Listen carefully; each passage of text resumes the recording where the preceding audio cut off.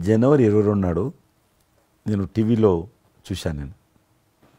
మీరు అయోధ్యలో రామమందిర నిర్మాణంలో మీ దగ్గర కెమెరాలు పెట్టడము, మీరు కామెంట్ చెప్పడము, మిమ్మల్ని పిలవడము, మీరు పోవడము, మీరు ఆ రోజు టీవీలో దేశమంతా అన్ని టీవీలు మాట్లాడాయి. మీకు మీరు ఏ రకంగా ఫీల్ అనిపించింది?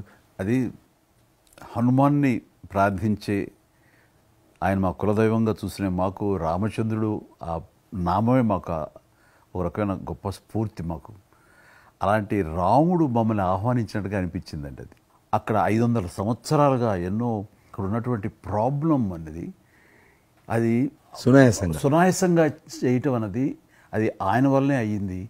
నరేంద్ర మోడీ గారు తలుచుకోబట్టి అయ్యింది అనేది. అలాంటి దానికి మేము ఆహ్వానించబడటం అనేది అది మేము చేసుకున్న అదృష్టం, మా పుణ్యం. చాలామంది అందరము భయపడ్డాం, ఏమైతే పోతుందో దేశంలో, గొడవలు అయితే మత కళాలు జరుగుతుందేమో.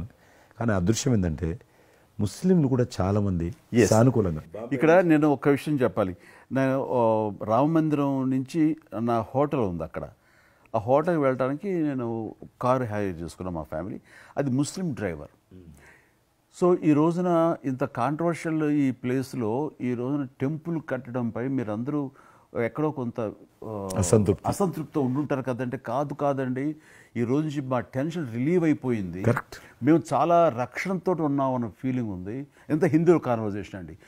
ఇక్కడ 144 సెక్షన్ ప్రివేల్ అవుతూ ఏ రోజున ఏం గొడవలు జరుగుతాయి, ఎక్కడి నుంచి ఏ ఘర్షణలు జరుగుతాయి, స్కూల్కి వెళ్ళి మా బిడ్డలు వస్తారా వెళ్తారా అనే టెన్షన్లో ఉండేవాళ్ళం మేమంతా.